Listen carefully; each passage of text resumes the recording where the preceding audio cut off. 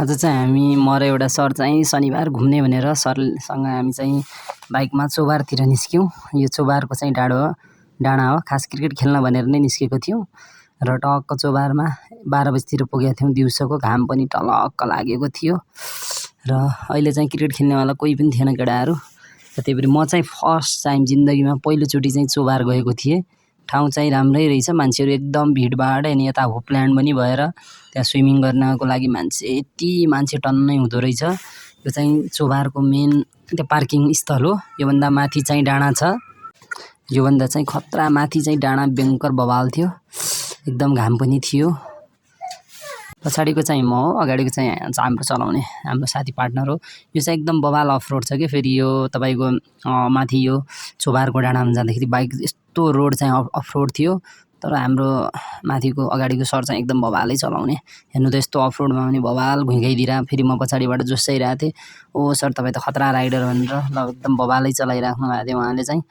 बाटो चाहिँ डेन्जरै थियो किनकि चोबारको त्यो माथि जाने बाटो चाहिँ एकदम साँघुरो छ कि बवाल छ। यो अफ रोड चाहिँ कस्तो खतरा थियो, त्यही भएर मैले पछाडिबाट पनि बनाइरहेको थिएँ खतरा भिडियोहरू। त्यही भएर बवाल त्यो बाटो हेर्नु न, बाटो पनि कस्तो छ साँघुरो। हामी चाहिँ टपमै गइरहेको थियौँ कि चोबारको, अनि यो साँघुरो बाटो थियो यहाँबाट। यो बाटोभन्दा त चाहिँ मेन आउँछ माथि अप्ठ्यारो बाटो। त्यो फन्का घुमिसकेपछि अब आउँछ यो मेन चोबारको डाँडा। यही हो, एउटा दाइ चाहिँ यहाँ काँक्रा बेचिराख्नु भएको थियो र यो बाटो हेर्नु त यो डेन्जर बाटो थियो। यो चाहिँ अफ रोडको हो झन्डीमा बाइक हाम्रो गुड्किसकेको थियो, त्यस्तो गुड्किएको थिएन, सिम्पल हल्का डिसब्यालेन्स भएको थियो, तर बवाल थियो कन्ट्रोल एकदम राइडर। र यो हाम्रो टप चोबारको डाँडा भनेको यही हो, टप चोबारको डाँडा।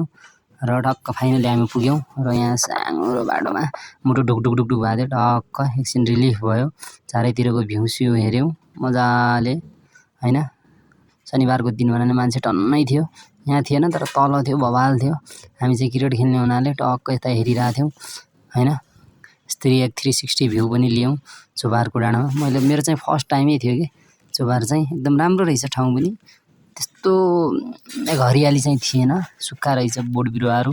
यहाँ चाहिँ वृक्षारोपणको कमी पनि देखियो, एकदम रुख बिरुवाहरू राम्रो लगाएपछि यहाँ चाहिँ एकदम हरियाली जङ्गल जस्तो बनाएपछि चाहिँ होइन। उतातिर चाहिँ मञ्जुश्री पार्क पनि थियो, त्यहाँ चाहिँ मञ्जुश्रीले चाहिँ तरबारले काटेर काठमाडौँको भ्याली उता गराएर अनि चाहिँ बस्ती बसेको थियो अरे। यो चाहिँ हाम्रो क्रिकेट ग्राउन्ड थियो, क्रिकेट भइरहेको ठाउँमा हामी मनोरञ्जन गर्दै क्रिकेट खेल्यौँ होइन। यहीकै लागि हामी गएको थियौँ चोबारको लागि।